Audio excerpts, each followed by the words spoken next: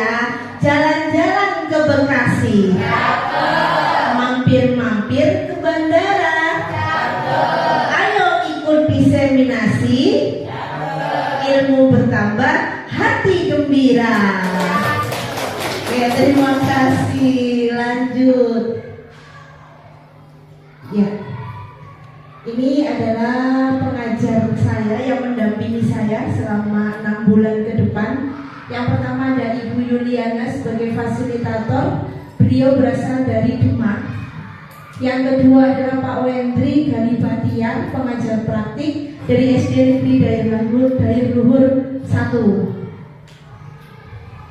Terus, nah, apa saja yang akan kita pelajari pada kesempatan hari ini adalah tentang konsep-konsep inti dari budaya positif. Ada beberapa hal yang akan kita pelajari. Yang pertama adalah perubahan paradigma belajar. Yang kedua tentang disiplin positif. Yang ketiga tentang nilai-nilai kebajikan. Yang keempat tentang kebutuhan dasar manusia. Yang kelima tentang motivasi perilaku manusia. Yang keenam tentang posisi kontrol guru. Yang ketujuh keyakinan kelas. Dan yang terakhir adalah segitiga restitusi. Dari 8 materi ini, ketika kita melaksanakan ini semuanya dengan baik, kita sudah tahu ilmu dan konsepnya, maka kita akan menuju kepada budaya positif yang sesungguhnya.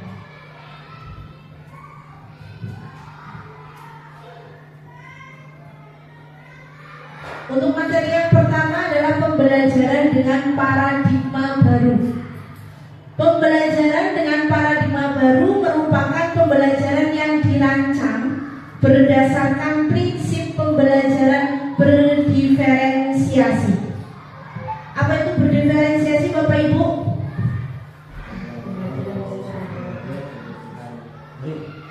Pembelajaran yang mengakomodir kebutuhan murid.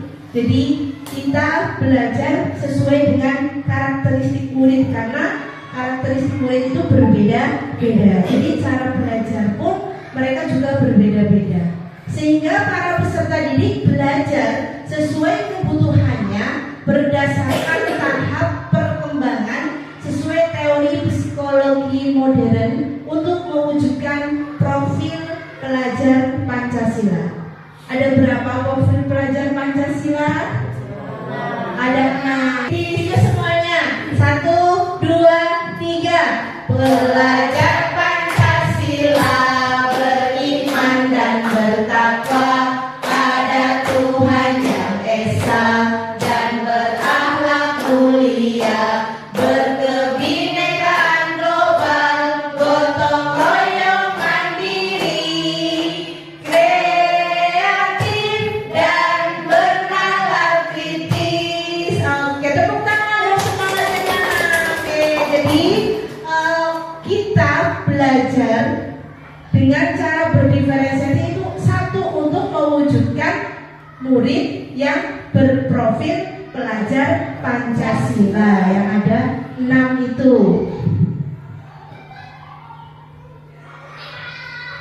Oke, miskonsepsi teori kontrol. Masalah ya. Ilusi guru mengontrol murid, yaitu ilusi bahwa semua penguatan positif, efektif, dan bermanfaat. Ilusi bahwa kritik dan membuat rasa bersalah mampu menguatkan karakter. Jadi ini adalah teori yang kurang tepat. Ya, ilusi guru mengontrol murid, ilusi bahwa semua penguatan positif, kalau kita berpenguatan positif, itu pasti akan efektif dan bermanfaat. Itu yang ada di pikiran kita. Ilusi kita bahwa kita mengkritik dan membuat rasa bersalah kepada siswa itu akan menguatkan karakter siswa. Padahal sebenarnya tidak.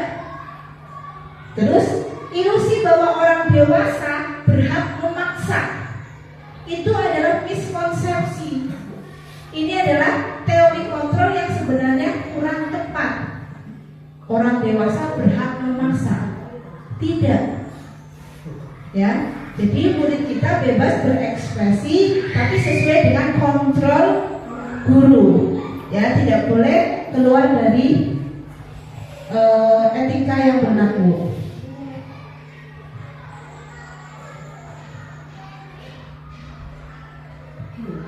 Bila kita ingin membuat kemajuan perlahan atau sedikit demi sedikit, maka ubahlah sikap atau perilaku Anda.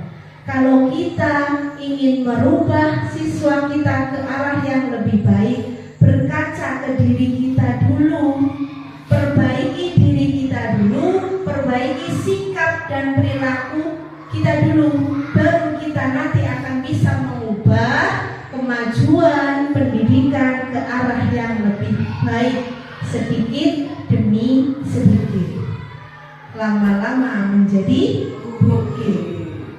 Bila kita ingin memperbaiki cara-cara utama kita, maka kita perlu mengubah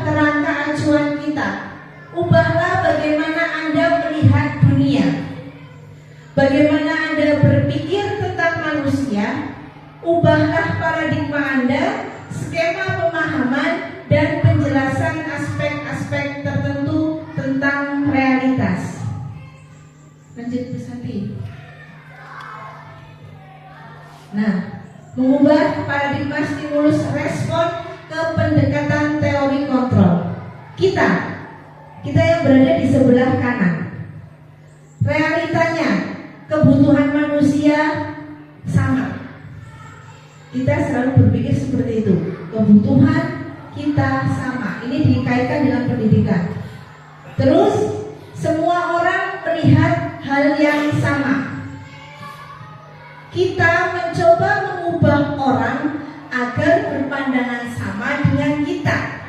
Jadi memaksa pendapat kita supaya diakui, supaya didengar oleh orang lain. Kamu harus sama dengan saya. Itu stimulus respon. Perilaku buruk dilihat sebagai suatu kesalahan. Apapun yang dilakukan siswa kita, ketika siswa kita melakukan kesalahan, ya sudah langsung jadi salah. Ya, itu yang kita lihat selama ini. Terus orang lain bisa mengontrol saya. Jadi kita berpikiran saya bisa dikontrol oleh orang lain, saya bisa digerakkan oleh orang lain. Itu pikiran kita. Saya bisa mengontrol orang lain. Karena saya bisa dikontrol, otomatis saya bisa dong mengontrol orang lain. Tuh. Pemaksaan ada pada saat bujukan gagal. Maksudnya apa? Ketika kita menasihati, dibujuk, kok tidak mau siswanya, paksa.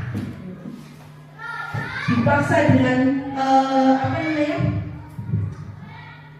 Itu kalau kita bilang kalau tidak menulis nanti ini awas loh. Nah, nggak boleh pulang. Tidak ada istirahat. Istirahatnya kalau sudah selesai. Nah, itu paksaan pada saat kita membujuk gagal, dipaksa. Model berpikirnya menang atau kalah. Kalau nggak menang, ya kalah. Selesai kayak perlombaan. Tapi ternyata teori kontrol yang benar adalah realita kebutuhan kita semuanya adalah berbeda. Betul? Kebutuhan murid satu dengan murid yang lain itu berbeda. Kebutuhan guru satu dengan guru satu itu berbeda. Bagaimana cara menyatukan? Kita harus mempunyai trik tersendiri. Setiap orang memiliki gambaran yang berbeda. Kita berusaha memahami pandangan orang lain tentang dunia. Saya berpikir dunia adalah seperti ini. Dunia itu begitu indah, begitu luas, ya, begitu banyak ilmu. Tapi kita belum tentu pemikiran kita berbeda dengan orang lain. Mungkin Bu Lina berpikir tentang dunia beda dengan saya. Bu Lina, Bu Esi, semua yang ada di sini memikirkan dunia pasti dengan konsep yang berbeda-beda. Terus semua perilaku memiliki tujuan. Kita mau melakukan apapun pasti ada tujuannya. Hanya ada yang bisa mengontrol, yaitu diri sendiri. Kita tidak bisa dikontrol oleh orang lain. Kita tidak bisa mengontrol orang lain. Yang bisa mengontrol adalah diri kita sendiri. Meskipun kita dipaksa sekeras apapun oleh orang lain, tapi tidak ada apa dari diri sendiri, tidak ada kemauan, tidak mungkin bisa. Ya, jadi yang bisa mengontrol diri kita, mengontrol perilaku kita, ya kita. Orang lain hanya menasihati, ya, hanya mengomel, tapi kita kembalinya ke kita. Dan kita juga tidak boleh memaksa. Tidak boleh memaksa orang lain untuk berbuat sesuatu. Kolaborasi dan konsensus menciptakan pilihan-pilihan baru. Nah, ini tadi kita memaksa siswa kalau sudah dibujuk gagal, paksa, pasti bisa karena rasa takut tadi. Tapi dengan adanya kolaborasi, kamu mau apa, harus seperti apa. Nah, ada kolaborasi yang baik, konsensus yang baik, itu menciptakan pilihan-pilihan yang baru ketika kita mendapat suatu masalah. Model berpikir menang, tidak ada yang kalah. Ya kayak di JKP lah, tidak ada salah, tidak ada benar. Apapun yang kita isi, apapun yang kita kumpulkan, yaitu hasil kita. Tidak dibenarkan dan tidak disalahkan. Lanjut. Disiplin positif. Menurut Diane Gosson dalam bukunya Restructuring School Discipline pada tahun 2001 menyatakan bahwa arti kata disiplin berasal dari bahasa Latin disiplin yang artinya belajar. Kata disiplin juga berasal dari akar kata yang sama dengan disipel atau murid atau pengikut.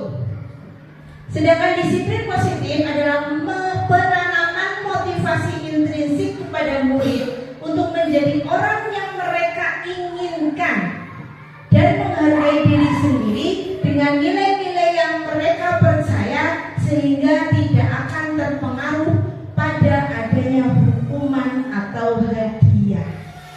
Jadi intinya disiplin positif di sini adalah penanaman dari diri sendiri. Ya, keyakinan dari diri sendiri, tidak ada paksaan dari orang lain, tidak ada tuntutan, tidak ada gangguan bahwa kalau kita salah pasti dipukul. Kalau kita salah pasti nanti diberi hukuman, diberi reward seperti itu. Kalau kita menang pasti kita mendapat hadiah, penghargaan. Tidak seperti itu selalu. Jadi motivasinya dari diri sendiri. Sebagai pendidik, tujuan kita adalah menciptakan anak-anak yang memiliki disiplin diri sehingga mereka bisa berperilaku dengan mengacu pada nilai-nilai kebajikan universal dan memiliki motivasi intrinsik. Tugas kita sebagai pendidik itu menciptakan anak-anak yang memiliki disiplin diri tapi dari motivasi intrinsik. Nah, ini nilai-nilai kebajikannya. Nilai-nilai yang disepakati bersama lepas dari suku, bangsa, agama, bahasa maupun latar belakangnya. Nilai-nilai kebajikan adalah sifat-sifat positif manusia yang merupakan tujuan mulia yang ingin dicapai setiap individu. Nilai kebajikan yang pertama berasal dari profil pelajar Pancasila tadi yang sudah dinyanyikan bersama. Di dalam kurikulum Merdeka, profil pelajar Pancasila sudah melekat pada kurikulum tersebut bahwa siswa itu harus memiliki nilai-nilai kebajikan yang ada 6: beriman, bertakwa pada Tuhan Yang Maha Esa, berakhlak mulia, mandiri, bernalar kritis, berkebinekaan global, gotong royong, dan kreatif. Terus yang selanjutnya dari Ibo Primary Youth Program, sikap murid. Nilai kebajikannya adalah toleransi rasa hormat, integritas, mandiri, menghargai, antusias, empati, keingintahuan, kreatif, kerjasama, percaya diri, dan komitmen. Komanya hilang. Jadi saya yang membuat komanya hilang. Jadi ada toleransi, rasa hormat, integritas, mandiri, menghargai, antusias, empati, keingintahuan, kreativitas, kerjasama, percaya diri, dan komitmen. Sedangkan untuk nilai kebajikan yang lainnya ada 9 pilar karakter Indonesia. Menurut Heritage Foundation, cinta Tuhan dan segenap ciptaannya, kemandirian dan tanggung jawab, kejujuran, diplomatis, hormat dan santun, dermawan, suka menolong, dan gotong royong, percaya diri, kreatif, dan bekerja keras, kepemimpinan dan keadilan, baik dan rendah hati, toleransi, kedamaian, dan kesatuan. Tapi di antara 1, 2, 3 yang sudah menjadi satu kesatuan, menurut saya ada di profil pelajar Pancasila. Semuanya ada loh. Kalau itu memang banyak bagus, tapi ketika kita kerucutkan akan menjadi 6 ini. Profil pelajar Pancasila ini. Nah, kebutuhan dasar manusia. Kita sebagai manusia segala sesuatu yang kita lakukan untuk memenuhi dan mendapatkan apa yang kita inginkan. Seluruh tindakan yang kita lakukan memiliki tujuan tertentu. Apa yang kita lakukan pasti ada tujuannya. Dan semua usaha terbaik yang kita lakukan adalah dalam rangka agar kebutuhan dasar kita terpenuhi dengan baik. Kita manusia memiliki kebutuhannya, yaitu kita mendapatkan apa yang kita inginkan. Usaha yang kita lakukan adalah untuk memenuhi kebutuhan kita supaya tercukupi dengan baik.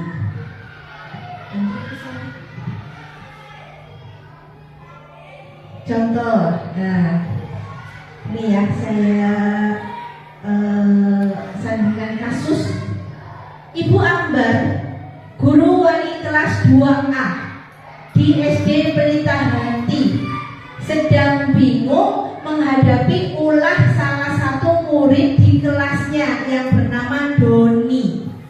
Beberapa anak di kelas 2A telah datang padanya dan mengeluhkan Doni yang seringkali meminta bekal makan siang kepada mereka dengan paksa. Nah, yang akan saya tanyakan, seandainya Bapak Ibu berada di posisinya Ibu Ambar, apa yang akan kita lakukan untuk menghadapi masalah ini? Doni sering meminta bekal makan siang kepada teman-temannya dengan paksa. Seandainya kita sebagai wali kelasnya, apa yang akan kita lakukan? Ya, siapa yang bisa menjawab? Pak Bulina. Suruh membawa bekal seperti anak yang lain. Disuruh membawa bekal sendiri seperti anak yang lain, sehingga tidak mengambil hak orang lain. Oke. Menurut Anda, kira-kira apa alasan Doni melakukan itu? Kenapa Doni melakukan itu? Ibunya malas kali ya? Oh, ibunya malas. Tidak mau masaknya.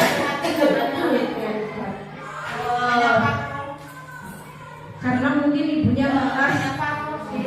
Satu, ibunya malas, tidak mempersiapkan bekal untuk Doni. Terus habis berasnya belum beli, jadi tidak itu. Terus bagus. Terus apa lagi? Anaknya yang malas mungkin bawa, kadang-kadang gitu. Kadang-kadang berat, dia minta gitu ya, daripada bawa udah berat, nanti diminta sama teman-teman. Kan biasanya seperti itu ya. Makanan orang lain lebih enak daripada makanan sendiri. Betul, rumput tetangga lebih hijau daripada rumput sendiri. Betul? Bukan seperti itu. Memang betul. Kalau kita bawa makanan sendiri, ketika padahal lauknya sama ya, tahu itu goreng, coba ayam, tapi rasa enak nih gitu ya. Jadi makanan itu lebih enak, betul. Itu alasannya. Anaknya yang nakal belum bisa jadi. Bisa, jadi ada beberapa faktor, banyak faktor. Ibu orang tuanya yang malas, anaknya yang nakal, atau malas membawa bekal dan makanan teman lebih enak, padahal lauknya sama, seperti itu. Oke, coba next dulu. Nah, kita melihat ternyata kebutuhan manusia ada 5. Manusia memiliki 5 kebutuhan dasar. Yang pertama adalah kebutuhan kasih sayang dan rasa diterima. Manusia membutuhkan rasa kasih sayang dan rasa diterima. Bahasa Inggrisnya love and belonging. Ya, itu yang pertama. Kebutuhan yang kedua adalah manusia membutuhkan kekuasaan, power. Kebutuhan yang ketiga adalah kebutuhan untuk bertahan hidup atau survival. Kebutuhan yang keempat adalah kebutuhan akan kesenangan, fun. Dan kebutuhan yang kelima adalah kebutuhan kebebasan atau freedom. Nah, dilihat dari 5 kebutuhan dasar manusia dikaitkan dengan masalah tadi si Doni, kira-kira Doni masuk ke kebutuhan yang mana? Tadi merebut bekal, kasih sayang, bisa. Terus, ya, kekuasaan bisa. Semuanya. Oke, kenapa semuanya? Oh, semua. Oke, ya betul. Mungkin si Doni butuh kasih sayang karena di rumah tidak diperhatikan, akhirnya membuat perhatian di luar. Ya, butuh kasih sayang, kekuasaan, merasa dirinya paling hebat, paling kuat. Terus bertahan hidup bisa karena kelaparan, jadi mencari makan di luar untuk mempertahankan hidupnya, seperti itu. Terus kesenangan juga bisa, mungkin kalau tidak ngambil makanan orang lain, ada yang kurang gitu, ada yang kurang gitu, jadi senang. Oke, lanjut. Motivasi perilaku manusia. Jadi motivasi ada 2, dari eksternal dan dari internal. Eksternal berarti dari luar, internal berarti dari dalam diri kita. Yang eksternal, untuk menghindari ketidaknyamanan atau hukuman. Apa yang akan terjadi apabila saya tidak melakukannya? Jadi karena ada hukuman, kita melakukan. Kita taat karena ada hukuman. Takut, ya, itu motivasi dari eksternal, dari luar. Untuk mendapatkan imbalan atau penghargaan dari orang lain, apa yang akan saya dapatkan apabila saya melakukan sama dengan hukuman? Wah, kalau saya RPP-nya full, modul ajar full, ngajar full, terus baik di sekolah, nanti saya dapat penghargaan dari Pak KS, seperti itu. Ya, jadi ada motivasi tersendiri, bukan karena dari diri, karena ingin dianggap baik, dianggap kuat, atau ingin mendapat penghargaan saja. Pujian pertama itu. Nah, harusnya kita bermotivasi dari internal untuk menjadi orang yang mereka inginkan dan menghargai diri sendiri dengan nilai-nilai yang titik-titik, dengan nilai yang baik lah intinya, ya. Jadi kita, ya, melakukan sesuatu itu yang memang dari diri kita, ikhlas. Ya, kalau ngomong memang gampang, tapi kalau dilaksanakan susah, berat. Tapi kita apa salahnya mencoba? Baik, lanjut. Kayaknya tegang ya, berdiri dong biar, yuk berdiri semuanya. Kayaknya ada yang ngantuk, ada yang deket. Kita breaking dulu. Siap. Kita juga berdiri.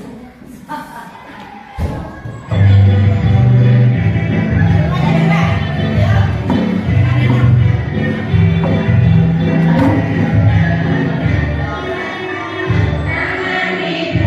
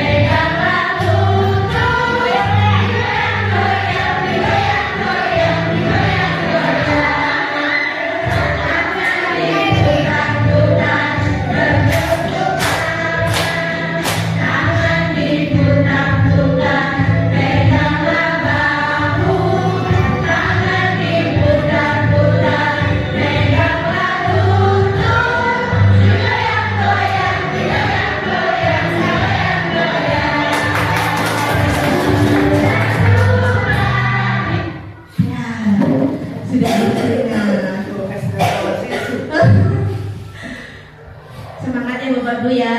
Oke, kita lanjut lagi ya. Sekarang kita ke hukuman, konsekuensi dan restitusi untuk materi selanjutnya. Ada sebuah kasus lagi. Iva kurang menguasai pelajaran matematika, sehingga pada saat pelajaran tersebut berlangsung, dia lebih banyak berdiam diri atau menggambar di buku pelajarannya. Pada saat guru matematikanya Pak Seno menanyakan pertanyaan, Iva menjadi gugup dan tak sengaja menjatuhkan tasnya dari kursi, serta tiba-tiba menjadi gagap pada saat berupaya menjawab. Seluruh kelas pun tertawa melihat perilaku Iva yang berbicara tergagap dan terkejut tersebut. Pak Seno pada saat itu membiarkan teman-teman Iva menertawakan Iva yang tergagap dan malu luar biasa, dan malahan minta Iva untuk maju ke depan dan berdiri di depan kelas sambil menunjuk hidungnya. Tunjuk. Karena tidak bisa menjawab pertanyaan Pak Seno, kelas semakin gaduh dan anak-anak pun tertawa melihat Iva di depan kelas memegang ujung hidungnya.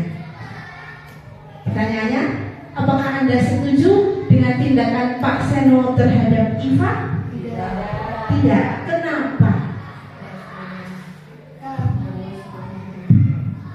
Karena membuat anak lebih, kan dia dengan mentertawakan bullying ya, jadi mencontohkan anak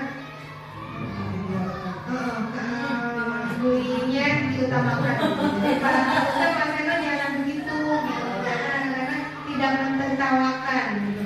Suatu kesalahan kan itu bisa diperbaiki, tanpa kesalahan kita tidak bisa belajar gitu ya. Jadi menurut Bu Atik, dia tidak setuju dengan tindakan Pak Seno karena termasuk bullying itu ya, tidak harus kita menertawakan kesalahan orang lain.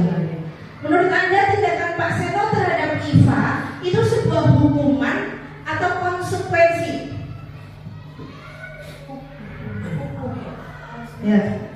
Menurut Bapak Ibu, tindakan Pak Seno tadi menunjuk ke hidung, terus anak-anak menertawakan terserah tidak apa-apa, itu termasuk hukuman atau konsekuensi?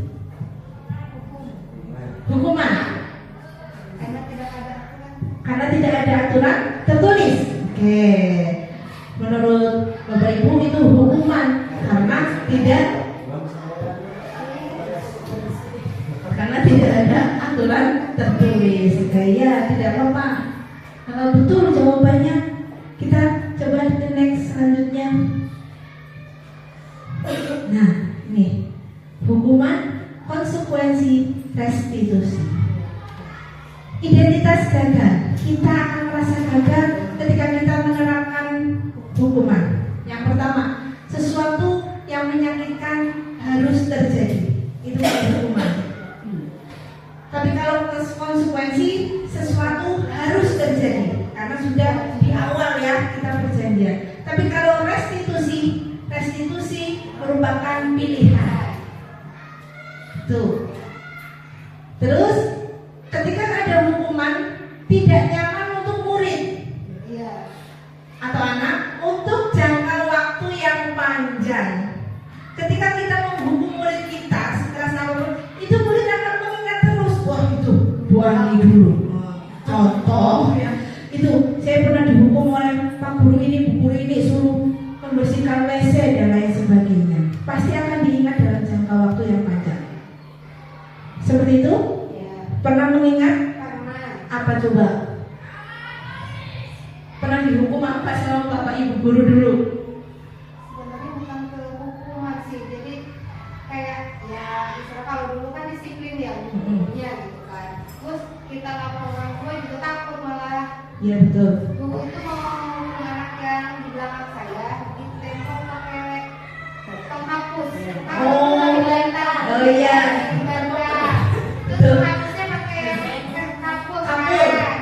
Tepuk-tepuk ya. Mau lempar ke belakang kena mukanya seperti saya. Ah. Itu sampai sekarang guru itu guru. Oh iya. Iya. Mau nempel malah kena ke Bu Ali ya. Ngecap ya. Warna putih tuh. Selalu ingat kan? Nah, berarti jangka panjang. Ketika konsekuensi tidak nyaman untuk murid sama anak, tapi untuk jangka waktu yang pendek, ya. Tapi untuk restitusi justru itu akan menguatkan untuk murid dalam jangka waktu yang panjang. Terus hukuman korban mendapatkan keadilan jelas, ya. Korban bisa diabaikan kalau konsekuensi. Kalau restitusi, korban mendapatkan ganti. Murid atau anak akan tersakiti, murid atau anak dibuat tidak nyaman, murid atau anak mendapatkan penguatan. Berarti tadi yang kasusnya Pak Seno masuk ke hukuman atau ke konsekuensi? Hukuman, betul. Jadi di situ Iva pasti akan merasa sakit karena ditertawakan satu kelas, dan itu akan diingat dalam jangka waktu yang panjang, ya. Terus pokoknya akan merasa tersakiti, akan diingat terus. Oke, dampak pada murid. Ketika kita memberi hukuman, murid akan marah. Sepertinya iya. Terus merasa bersalah, rendah diri, merasa diasingkan, minder. Ketika konsekuensi akan kehilangan haknya, waktu jeda seorang diri, dan penahanan.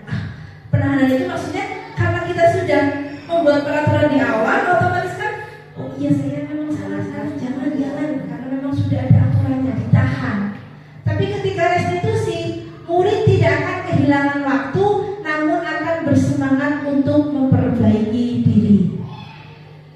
Ketika hukuman itu tiba-tiba, betul tadi, tidak ada tertulis, tidak tertulis, ya. Jadi tidak ada tanda tangan dan sebagainya, pengadilan. Jadi tiba-tiba, tidak diharapkan dan sangat melukai, sakit. Kalau konsekuensi itu ada, sudah diketahui dan memang masuk akal, ya. Kalau makan di kelas nanti hukumannya apa? Makan disepakati bagi seluruh kelas, nah, itu konsekuensi, jadi sudah ada. Terus kalau restitusi berupa undangan untuk mengadakan restitusi, kita mengundang anak yang bersalah itu tatap muka, 4 mata, jangan memalukan anak itu di depan banyak orang. Itu restitusi. Hukuman dibuat oleh guru, konsekuensi dibuat bersama oleh guru dan siswa. Sedangkan restitusi dibuat oleh muridnya. Mau apa? Mau seperti apa? Kasih ke muridnya. Terus hukuman menyakitkan. Guru menjalani konsekuensi dengan menyalahkan, mengkritik, menyindir, dan menyalahkan. Ya memang itu yang sering kita lakukan. Tanpa disadari, iya kita melakukan itu. Sebenarnya tidak, tapi gimana ya? Kadang di luar kontrol kita. Konsekuensi membantu guru menyatakan peraturan, melakukan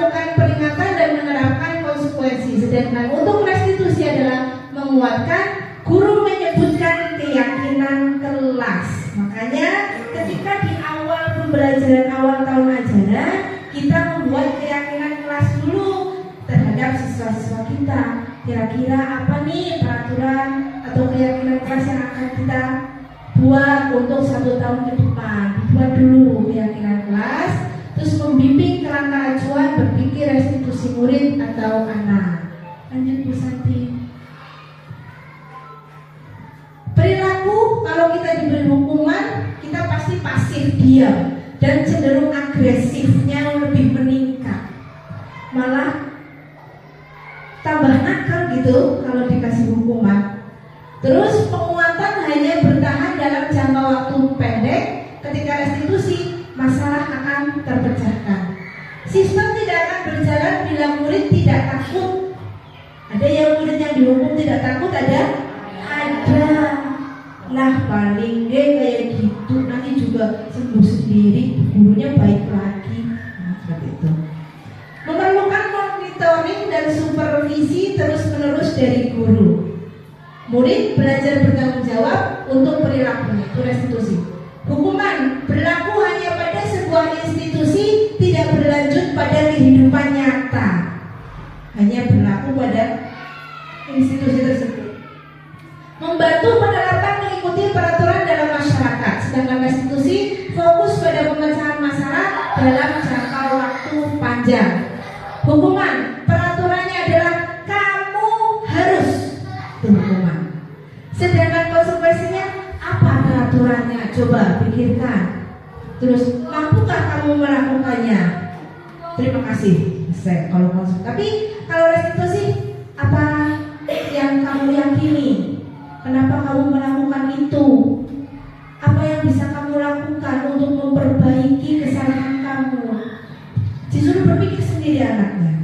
Keyakinan apa yang sudah kamu langgar? Ketika kita membuat keyakinan, terus tadi tidak boleh makan di kelas, kok dia makan? Tanyakan dulu, jangan kita memberitahu.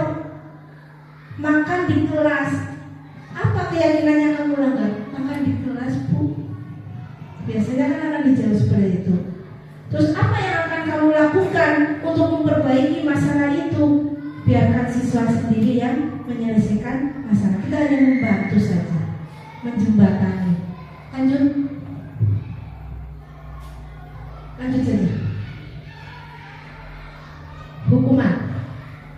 Hukuman bersifat tidak terencana atau tiba-tiba. Anak atau murid tidak tahu apa yang akan terjadi dan tidak dilibatkan. Jadi hukuman itu bersifat satu arah. Dari pihak guru yang memberikan, murid hanya menerima saja. Lanjut Bu Santi. Sedangkan untuk konsekuensi bersifat terencana, sudah disepakati, sudah dibahas, dan sudah disetujui bersama. Itu konsekuensi. Sedangkan restitusi adalah proses kolaborasi yang mengajarkan murid untuk mencari solusi untuk masalah mereka dan membantu murid berpikir tentang orang seperti apa yang mereka inginkan dan bagaimana mereka harus memperlakukan orang lain. Itu restitusi.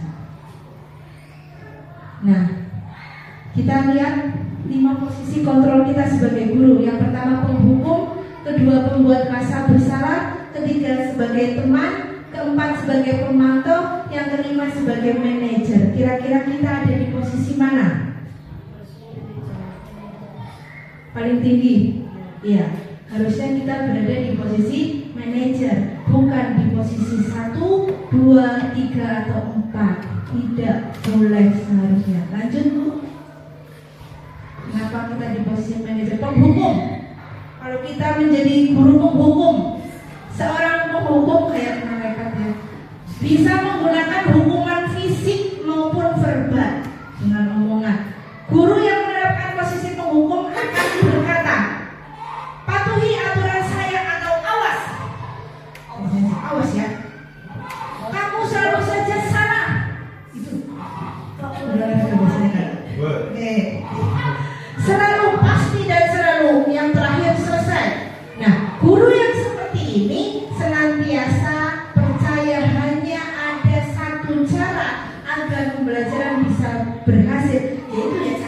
dia, cara saya pasti berhasil. Itu guru ini, guru pembuat. Sekarang guru yang kedua, guru pembuat rasa bersalah. Dalam posisi ini, guru akan bersuara lebih lembut. Suaranya lembut sekali, akan menggunakan keheningan. Siapa coba ini? Yang membuat orang lain merasa tidak nyaman, bersalah. Kata-katanya sebenarnya seperti ini. Ibu sangat kecewa sekali. Ibu ya, dengan kamu. Berapa kali Bapak memberitahu kamu ya, gimana coba? Kalau orang tua kamu tahu, kamu berbuat seperti ini. Suaranya lembut. Nah, di posisi ini murid akan memiliki penilaian diri yang buruk. Ternyata saya sudah mengecewakan Bapak Ibu guru. Jadi rendah diri, merasa gagal, ya. Murid merasa tidak berharga karena mengecewakan orang-orang yang disayangi. Itu membuat rasa bersalah. Yang ketiga adalah guru, posisi guru sebagai teman. Guru pada posisi ini tidak akan menyakiti, karena teman itu tidak mungkin menyakiti, teman yang baik. Namun akan tetap berupaya mengontrol murid melalui persuasi. Contoh, guru yang menjadikan murid sebagai teman. Ayolah, bantulah Bu Guru. Demi Bapak ya. Nanti kalau Bu Guru dimarahin Pak KS gimana? Kan seperti dengan teman kan? Nah, ayo ingat tidak bantuan Bu Guru selama ini. Nilai kamu bagus, tidak masuk juga Bu Guru tidak marah, ya? Ya sudah, lain kali jangan lakukan lagi ya. Untuk kali ini tidak apa-apa lah. Besok jangan diulangi lagi ya. Nah, itu kan kayak dengan teman gitu ya. Itu posisinya. Lanjut. Nah, sekarang sebagai pemantau, mengawasi, hanya sebagai pengawas. Posisi pemantau berdasarkan pada peraturan dan konsekuensi. Seorang pemantau akan bertanya, peraturannya apa coba? Nah, apa yang telah kamu lakukan? Sanksi atau konsekuensinya itu apa? Itu memantau. Hanya memantau dari jarak jauh. Sedangkan untuk posisi kontrol guru yang terakhir adalah manajer. Apa itu manajer? Posisi di mana guru berbuat sesuatu bersama dengan murid, mempersilahkan murid mempertanggungjawabkan perilakunya. Contoh yang ditanyakan seorang guru manajer adalah apa yang kita yakini selama ini. Kembali ke keyakinan kelas, suruh berpikir keyakinan kelas apa yang sudah kita buat, ya. Terus apakah kamu meyakini dengan keyakinan yang sudah kita buat bersama? Nah, jika kamu meyakini, apakah kamu bersedia memperbaikinya? Jika kamu memperbaikinya, tunjukkan seperti apa diri kamu. Terus, apa rencanamu untuk memperbaiki hal ini? Ditanya ke muridnya. Bila kita menginginkan murid kita menjadi manusia yang merdeka, mandiri dan bertanggung jawab, maka kita perlu mengacu kepada restitusi yang kita sebagai seorang guru manajer. Lanjut saja. Posisi kontrol apakah aku? Saya kecewa sekali dengan kamu. Posisi mana coba? Tadi kan ada 5 ya? Apa saja tadi? Membuat rasa bersalah, pembuku, membuat rasa bersalah, berteman, teman, pemantau, manajer. Nah, kalau Anda mengatakan saya kecewa sekali dengan kamu, membuat rasa bersalah, berarti sukses. Lanjut. Anda, teman-teman. Posisi kontrol apa kamu? Kamu tidak pernah benar melakukannya apa? Pintar, masya Allah berarti. Oh ya, luar biasa. Saya menerangkan paham gitulah ya. Lanjut, kamu tuh, lanjut lagi. Apa rencanamu untuk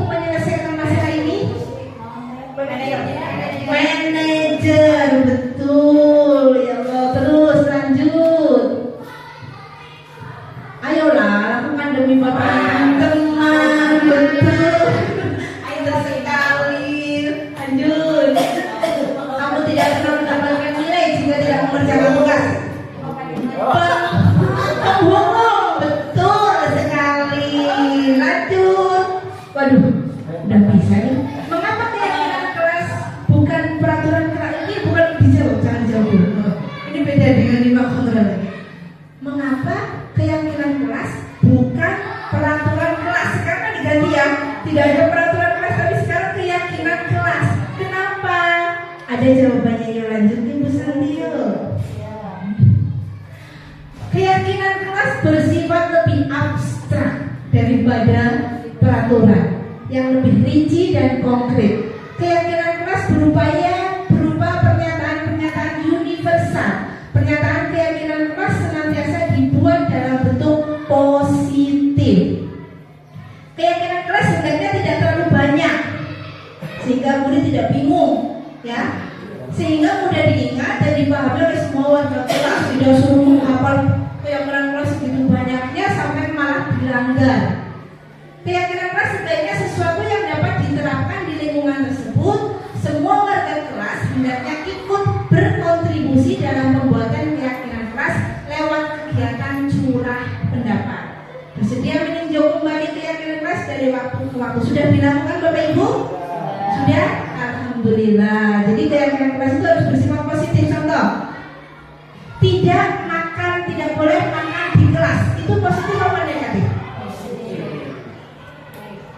Kata-kata tidak boleh makan di kelas, positif atau negatif?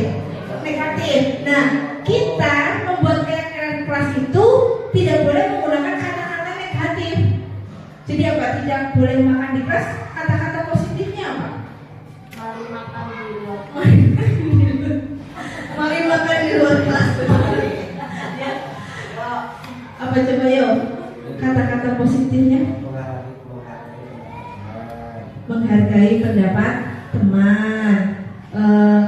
Makan pada saat jam istirahat. Jadi tidak menggunakan kata tidak, gitu.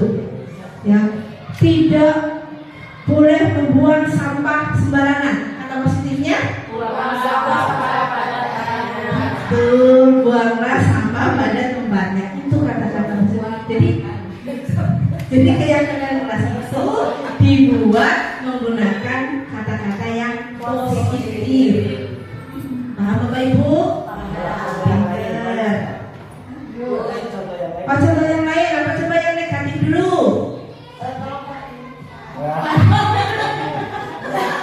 Ayo.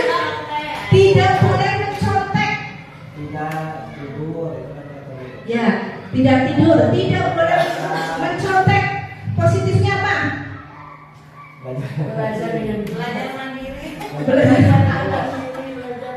Belajar mandiri. Tidak boleh apa berarti?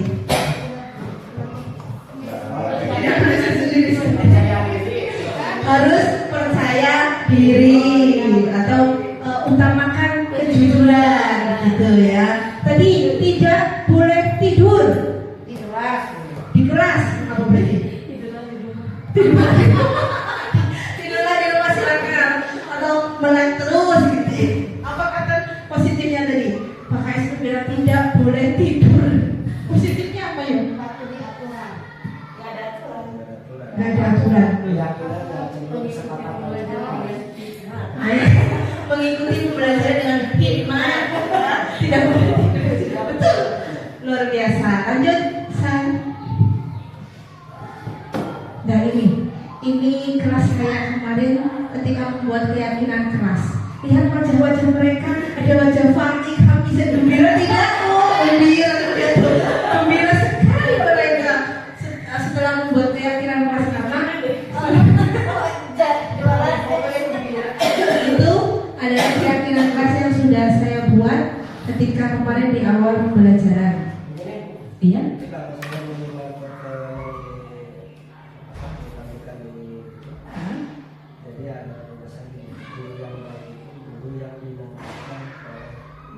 Muridnya, betul. Iya, wajahnya 15-nya senyum semua Pak. Alhamdulillah, tidak ada yang nangis. Baik saja yang biasanya nangis di situ tertawa Pak. Ya, jadi benar. Guru yang baik adalah guru yang dinantikan kedatangannya oleh para muridnya. Di situ ada guru tugasnya mengajar, mendidik, menjelaskan, menilai dan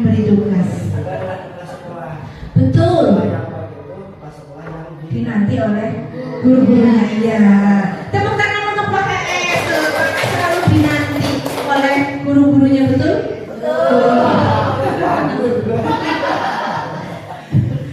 Murid tugasnya belajar apa itu? Piket, mengerjakan tugas, memperhatikan guru, membuang sampah di tempat sampah, antri, menghormati guru dan teman, sopan santun, dan lagi. Guru tugasnya bukan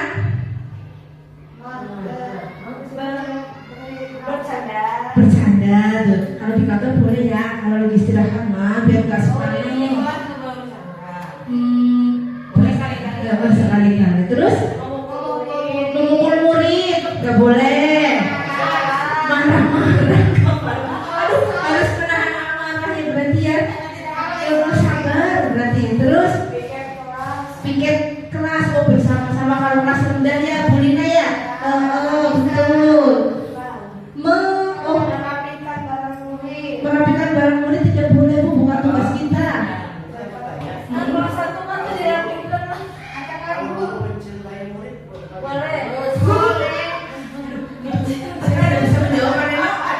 Gimana itu kalau guru mencintai murid gimana, Pak? Oh, pelanggaran.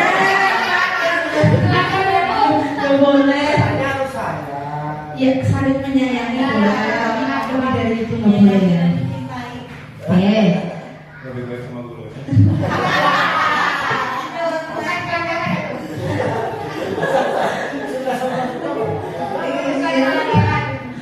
Murid tugasnya bukan berisik. Tugasnya nggak berisik itu murid.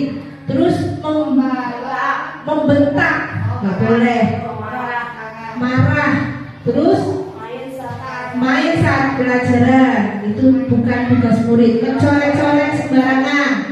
Terus berkelahi dan lain sebagainya itu adalah bukan tugas dari murid. Lanjut Bu Santi. Nah, ini segitiga restitusi. Bagaimana cara kita menjalankan suatu proses dialog yang dijalankan oleh guru agar dapat menghasilkan murid yang mandiri dan bertanggung jawab. Segitiga restitusi. Yang pertama, kita melaksanakan menstabilkan identitas dulu. Setiap orang pasti pernah melakukan kesalahan. Jadi kita stabilkan dulu. Iya, guru tahu setiap orang pasti pernah melakukan kesalahan. Kamu bukan satu-satunya orang yang pernah melakukan kesalahan ini. Guru pun pasti pernah melakukan kesalahan ini. Stabilkan dulu, biar reda. Setelah itu, validasi tindakan yang salah. Kamu tentu punya alasan kenapa kamu melakukan itu. Apa alasannya? Cari tahu. Makan di kelas, ketika jam belajar, apa alasannya? Karena Bu, karena belum sarapan tadi pagi. Kan jadi tahu. Ada cara yang lebih efektif untuk mendapatkan apa yang membutuhkan. Apa cara yang lebih efektif yang tidak melanggar keyakinan kelas? Nah, setelah memvalidasi tindakan yang salah, yang terakhir adalah menanyakan keyakinan. Keyakinan kelas apa yang sudah kita sepakati? Kamu ingin menjadi orang yang seperti apa? Apa yang akan kamu lakukan untuk memperbaiki kesalahan kamu? Jadi kalau kita ingin melakukan suatu menyelesaikan suatu masalah pada murid, gunakan segitiga restitusi. Yang pertama, menstabilkan identitas. Yang kedua, validasi tindakan yang salah. Yang ketiga, menanyakan keyakinan.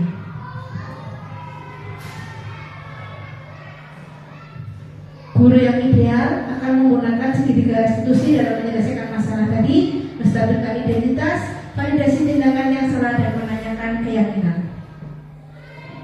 Nah, ini cara menstabilkan identitas. Berbuat salah itu tidak apa-apa. Tidak ada manusia yang sempurna.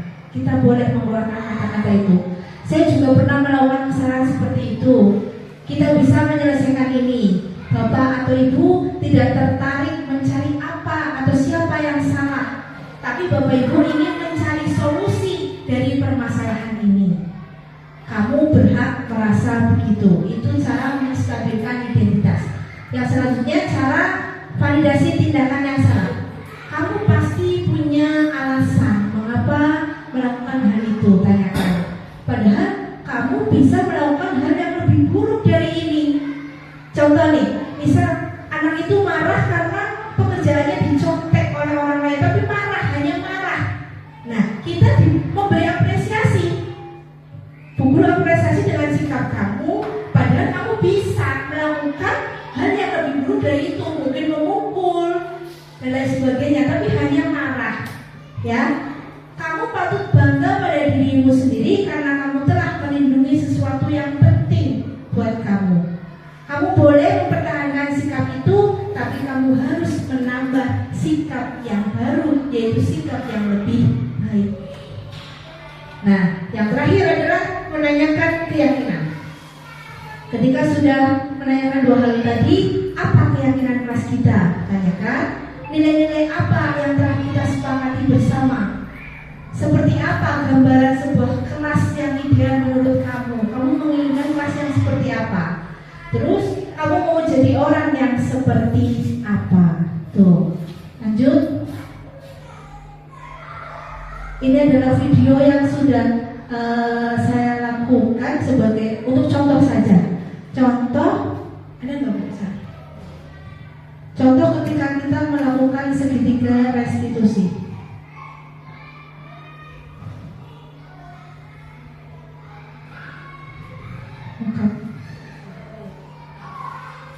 Lanjut. Yang benar. Selamat menyaksikan.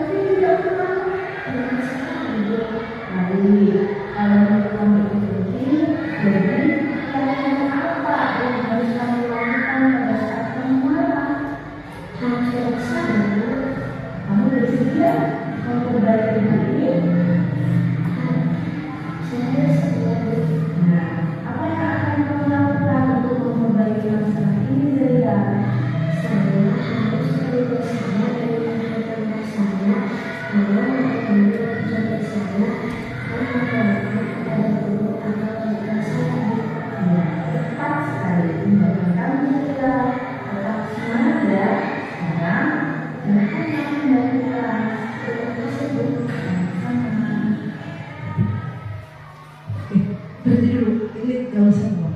Nah, jadi itu adalah contoh penerapan segitiga restitusi ketika kita mendapat permasalahan dengan siswa. Jadi kita panggil siswa itu bukan kita marah-marah di depan semua murid, tapi empat mata kita menggunakan segitiga restitusi tadi. Jadi sudah mendengar ya dari awal sampai akhir, itu adalah contoh cara kita kita menggunakan segitiga restitusi ketika kita mendapat permasalahan di kelas.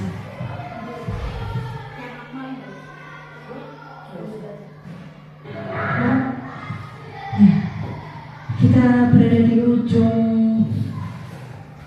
acara, yaitu kesimpulannya untuk dapat terlaksananya visi dengan baik dalam mewujudkan merdeka belajar dan profil pelajaran Pancasila. Tentunya sekolah harus mampu menjadi taman yang dapat memberikan rasa aman dan nyaman serta suasana yang kondusif bagi warga sekolah. Guna mewujudkan hal tersebut, sekolah harus mampu menumbuhkan budaya positif. Karena kalau dalam sebuah sekolah sudah tercipta budaya positif, maka warga yang ada di dalamnya akan melakukan suatu kegiatan itu dengan positif, dengan baik, dan tujuan yang akan kita capai insya Allah akan tercapai dengan baik. Budaya positif adalah nilai-nilai keyakinan dan kebiasaan-kebiasaan di sekolah yang berpihak pada murid agar murid dapat berkembang menjadi pribadi yang kritis, penuh hormat dan bertanggung jawab. Guru menerapkan segitiga restitusi dalam menangani permasalahan siswa dengan memposisikan diri sebagai manajer. Itu dalam penerapan program disiplin positif, hendaknya guru memiliki standar kepribadian profesional dan sosial yang baik, di mana guru mampu merefleksi dirinya dalam posisi kontrol saat ini. Bagaimana perjalanan dirinya sebagai among atau manajer yang menuntun murid-muridnya menjadi insan yang mandiri, merdeka, dan bertanggung jawab. Oke, terima kasih. Demikian materi modul 1.4 yaitu tentang budaya positif, dan semoga apa yang saya sampaikan itu ada yang masuk ke dalam diri kita semuanya, sehingga kita bisa menerapkan budaya positif itu dalam pendidikan, dalam sekolah kita dengan baik, sehingga akan tercipta budaya-budaya positif yang lainnya. Mohon maaf atas segala kesalahan. Terima kasih atas waktunya. Ada pertanyaan? Silakan. Untuk PK ini dari materi yang disampaikan oleh Lukas, dan saya pribadi atau kami merasa terima kasih atas pencerahannya. Dan materi tadi sudah dijelaskan bahwa budaya positif itu seperti apa. Ini suatu kebiasaan yang kita laksanakan terutama di lingkungan sekolah supaya berdampak positif dalam hal ya perilaku kita, yang tentunya nanti kan sebagai pengajar untuk murid kita. Maka dari itu Bapak Ibu mulai dari sekarang, apalagi ini sudah ada pencerahan yang luar biasa sangat dari BK kita jelaskan secara apa istilahnya bagian-bagian dari budaya positif itu kan tentunya untuk mengarah kepada kebaikan ya, hal-hal yang positif, artinya kebiasaan-kebiasaan yang positif. Kami mengucapkan terima kasih atas diseminasinya luar biasa ini, dan mudah-mudahan kita dalam melaksanakan tugas pokok dan fungsi sebagai guru atau sebagai pengajar yang dapat mengakomodir tadi tentunya kebutuhan segala kebutuhan guru, sehingga berdampak pada kebahagiaan yang ada di diri. Segala kebahagiaan itu Waalaikumsalam. Terima kasih atas masukannya Bapak. Ya, sekali lagi saya ucapkan terima kasih sebanyak-banyaknya untuk Bapak Ibu guru sudah menyempatkan waktu menuntut ilmu bersama-sama. Semoga bermanfaat untuk kita semuanya. Dari saya cukup sekian. Billahi taufiq wal hidayah. Assalamualaikum warahmatullahi wabarakatuh. Mari kita tutup acara pada siang hari ini dengan bacaan hamdalah. Alhamdulillahirabbil alamin. Terima kasih.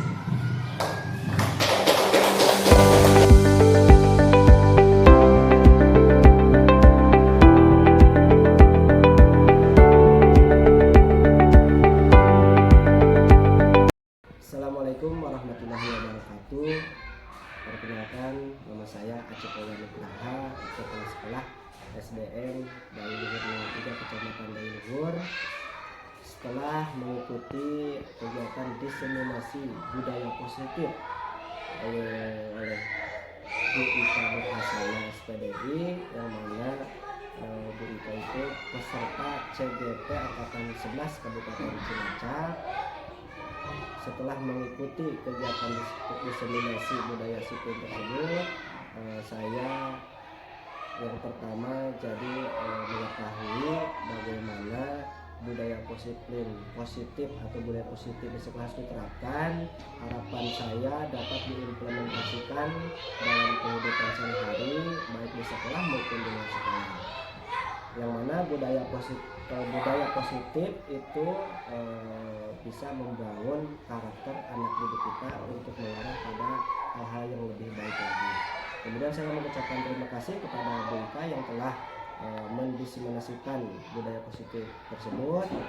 Mudah-mudahan dapat bermanfaat bagi kita semua. Sekian, terima kasih. Wassalamualaikum warahmatullahi wabarakatuh.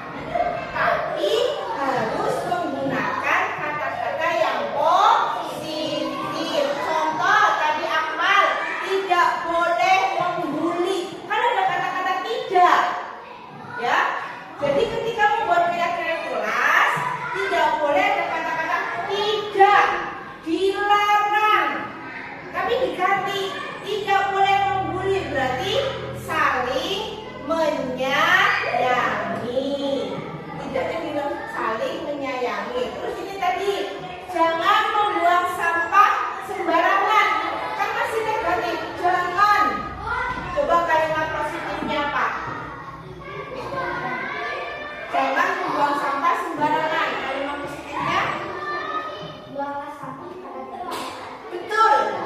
buanglah sampah pada tempatnya. Ya, jadi tidak ada kata tidak, jangan atau dilarang.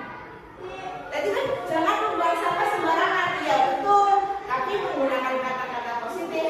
Buanglah sampah pada tempatnya. Tidak boleh membuli, kata-kata positifnya saling menyayangi. Paham? Nanti kalian akan dibagi satu kertas sticky note ini. Nanti yang perempuan ini warna nih, yang laki-laki hijau. Nanti kalian menuliskan satu saja keyakinan kelas. Satu ditulis di kertas ini, ya. Satu membuat keyakinan kelas. Satu saja, nggak usah banyak-banyak. Nanti kalau sudah selesai ditempel di keyakinan kelas.